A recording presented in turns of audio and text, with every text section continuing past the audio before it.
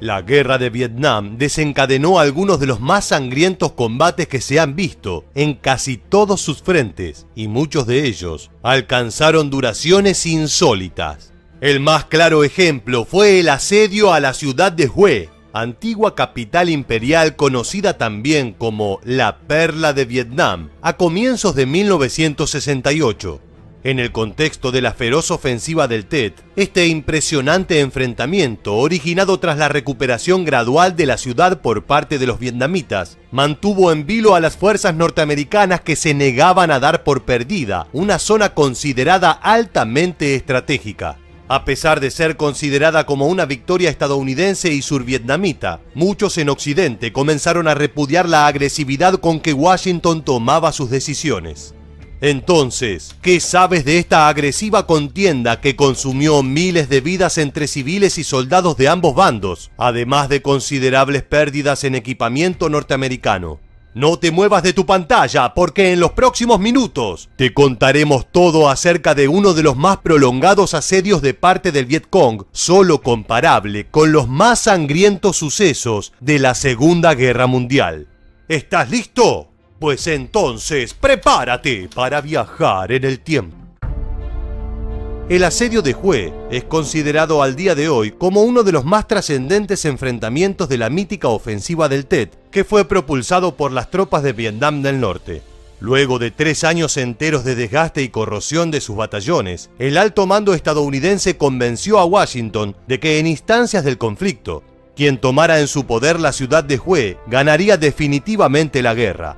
Esta idea provenía de la posición geográfica del territorio, en el centro de Vietnam y próxima a la disputada frontera entre el norte y el sur, además de sus rutas y el río Perfume que lo atravesaba, que funcionaban como canales de abastecimiento enemigo. La ofensiva del Tet logró en febrero de 1968 el objetivo Vietcong de recuperar la ciudad de Hue, aunque las fuerzas orientales habían quedado sumamente dañadas en el intento.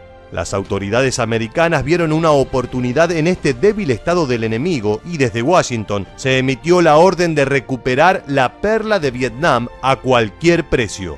Además, pequeños escuadrones del ejército americano y hombres del ARVN habían quedado atrapados u ocultos tanto al norte como al sur de la ciudad y debían ser rescatados. Así es que la primera división del ARVN, sumada a los batallones más aguerridos del ejército y de la marina estadounidense, se prepararon para volver al servicio, reorganizándose en los alrededores y dispuestos a cumplir con la compleja misión encomendada. Pocos esperaban que más de 10.000 hombres de Vietnam del Norte estaban aguardando para dar una brutal resistencia. El final de febrero de 1968 fue devastador para Estados Unidos. La ofensiva del Tet había resultado por demás agresiva y solo había fallado en muy pocos sectores.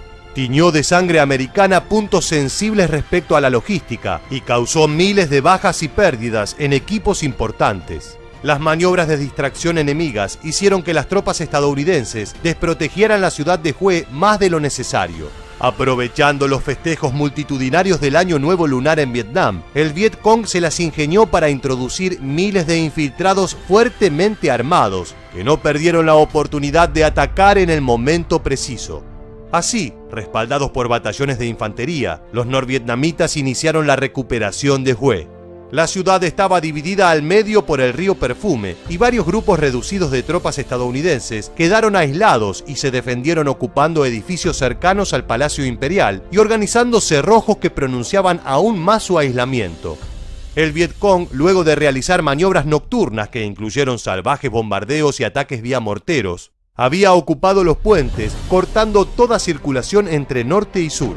Ya con una gran parte de la ciudad destruida, ¿cuánto más podrían resistir los marines americanos?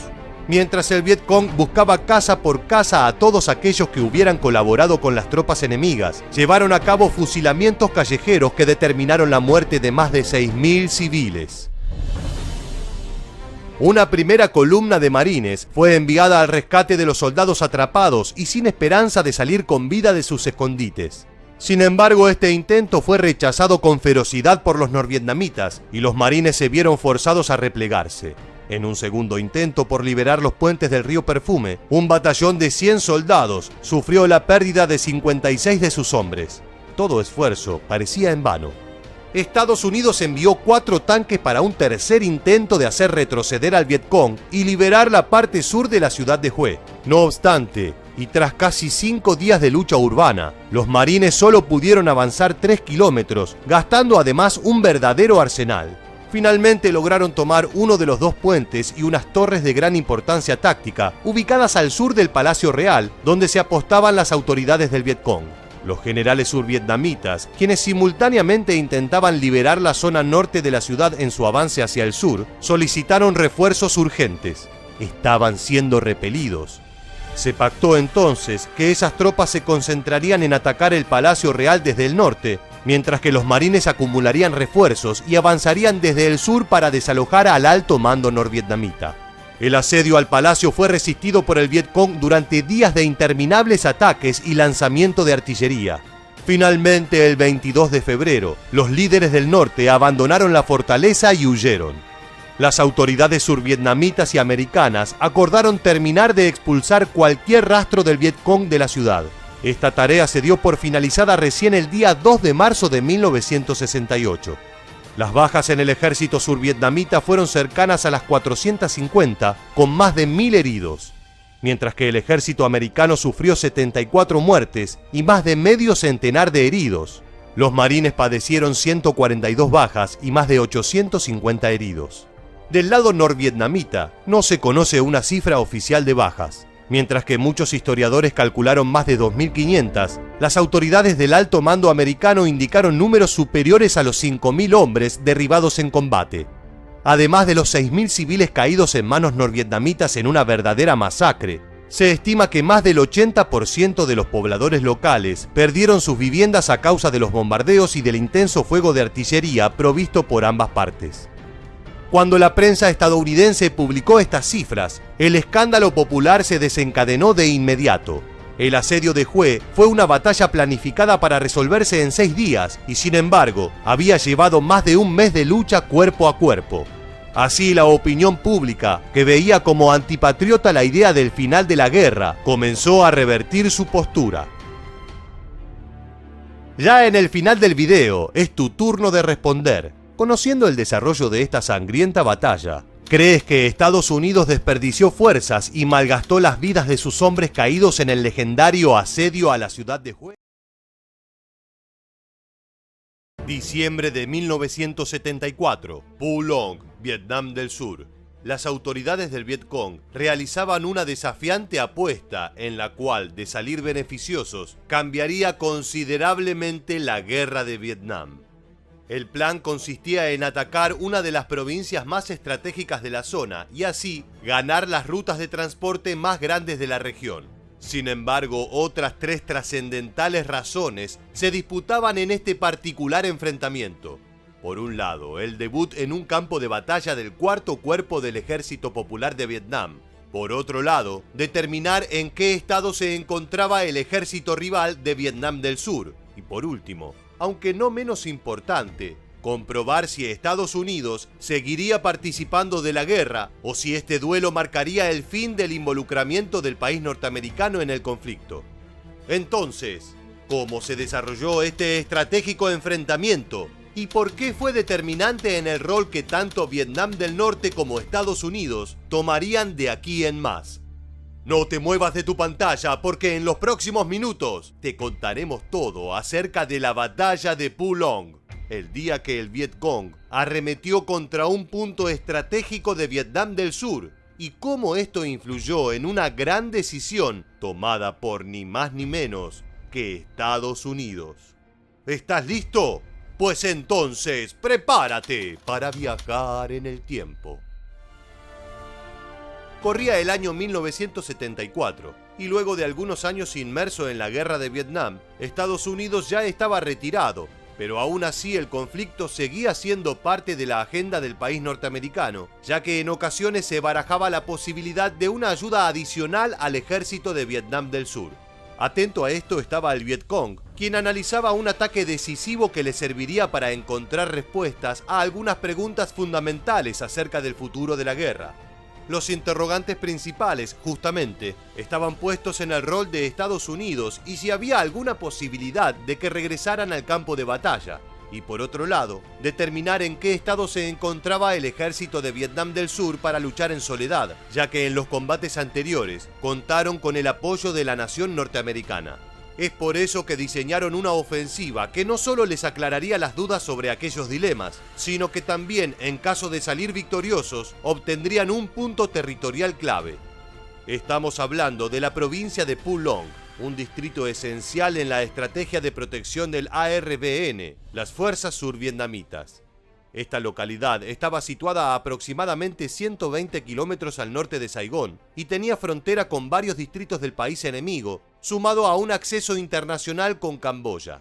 A su vez, Phu Long y algunas zonas militares cercanas se encontraban ubicadas en el centro de la línea defensiva del oponente, con la cual lucharon por Saigón.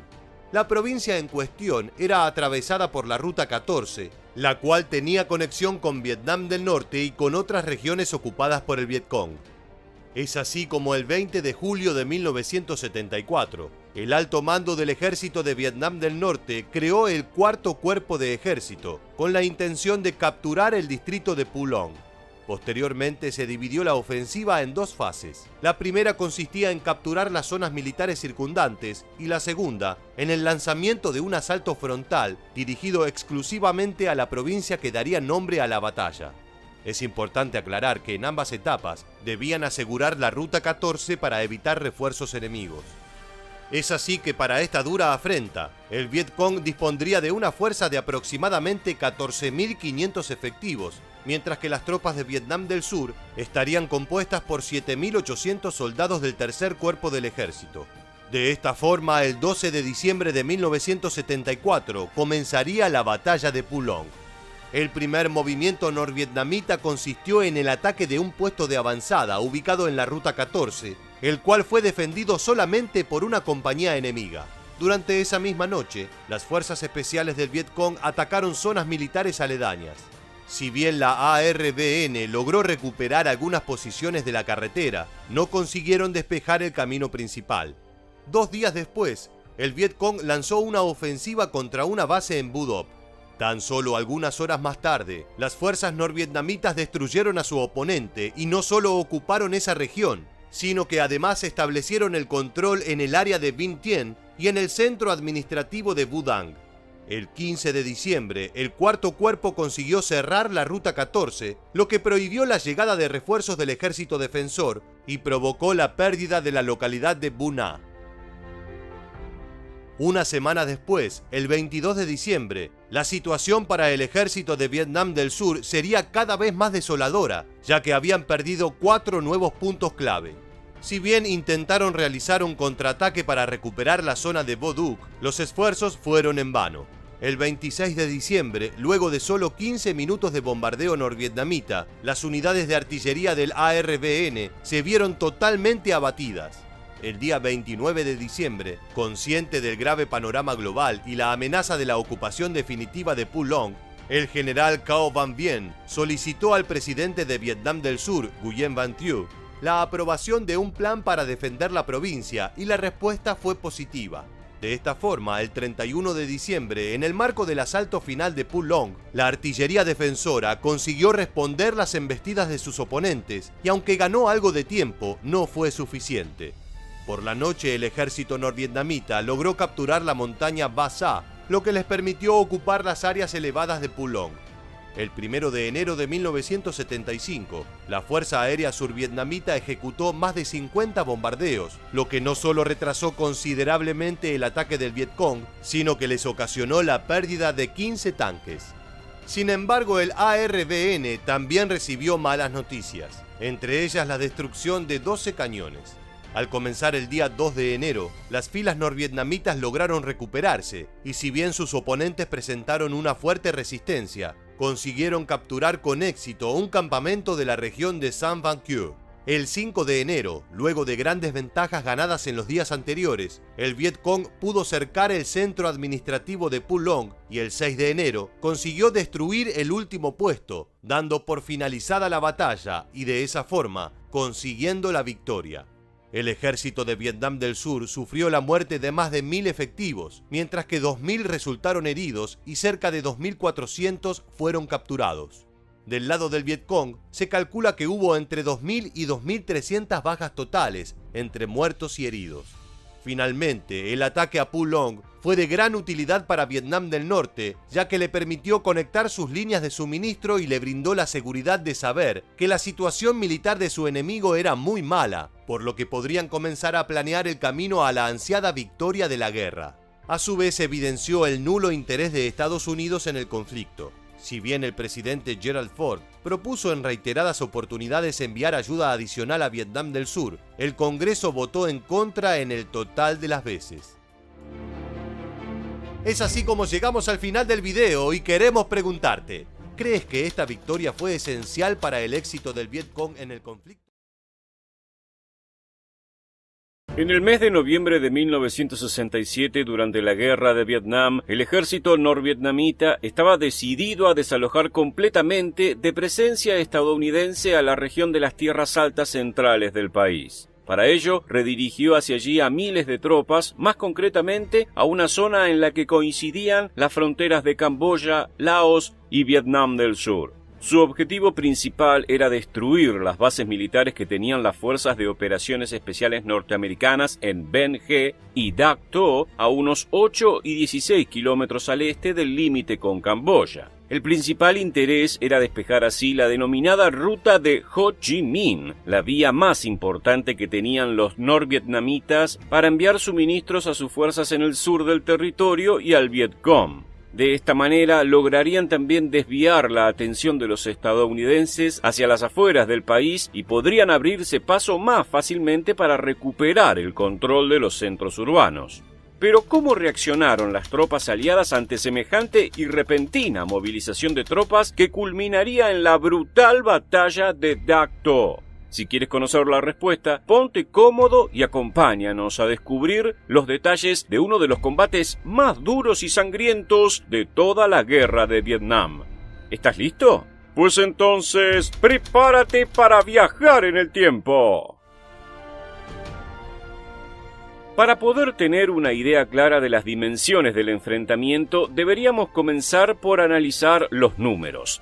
De un lado, Estados Unidos y Vietnam del Sur, con alrededor de 16.000 soldados, unas 15 baterías de artillería y el invaluable apoyo aéreo táctico proporcionado por los helicópteros UH-1 Iroquois, CH-47 Chinook y los aviones de combate A-4 Skyhawks y A-1 Skyriders.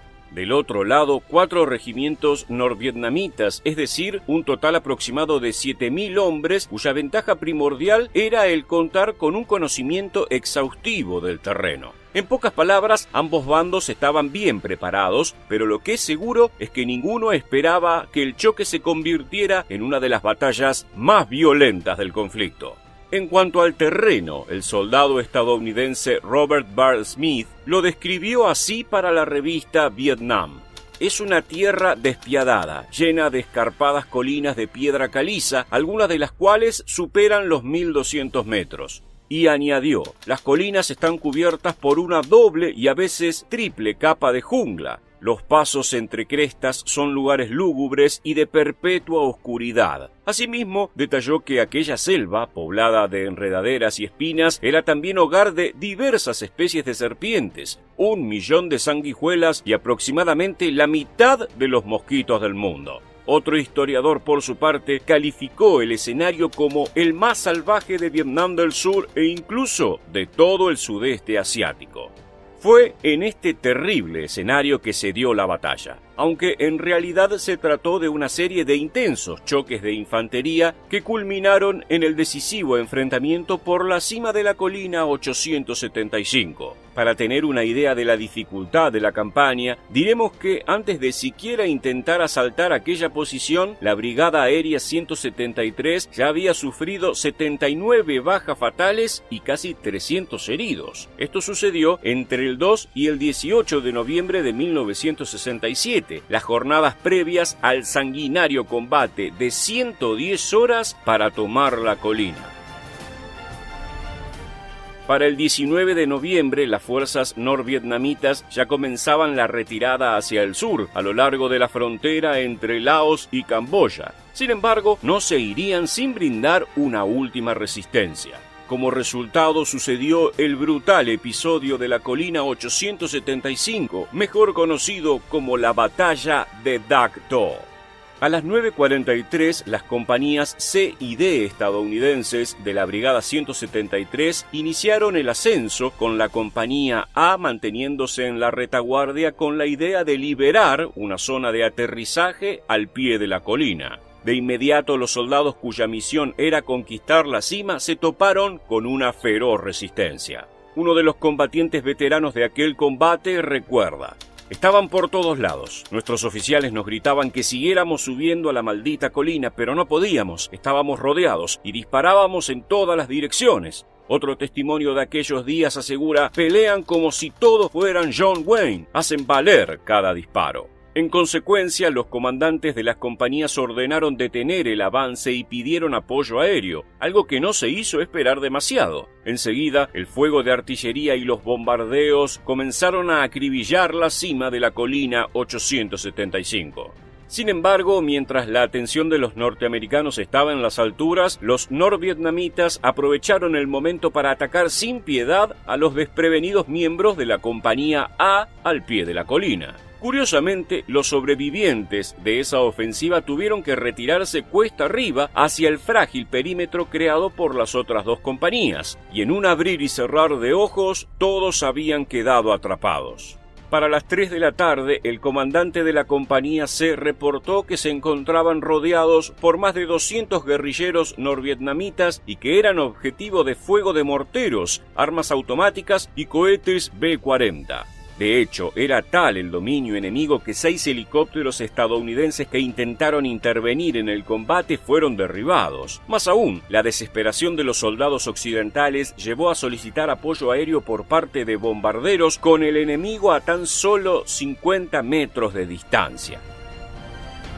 Inevitablemente, esta cercanía del apoyo aéreo acarreó la peor tragedia de fuego amigo de la guerra de Vietnam para Estados Unidos, cuando unos 42 soldados fueron víctimas del ataque y otros tantos resultaron heridos. Uno de los sobrevivientes de ese ataque relató: hubo montones de muertos después de esa bomba, y luego no sabías a dónde ir, no sabías dónde esconderte, hasta dormías con cadáveres. Yo dormí con Joe, que estaba muerto, pero me mantuvo caliente.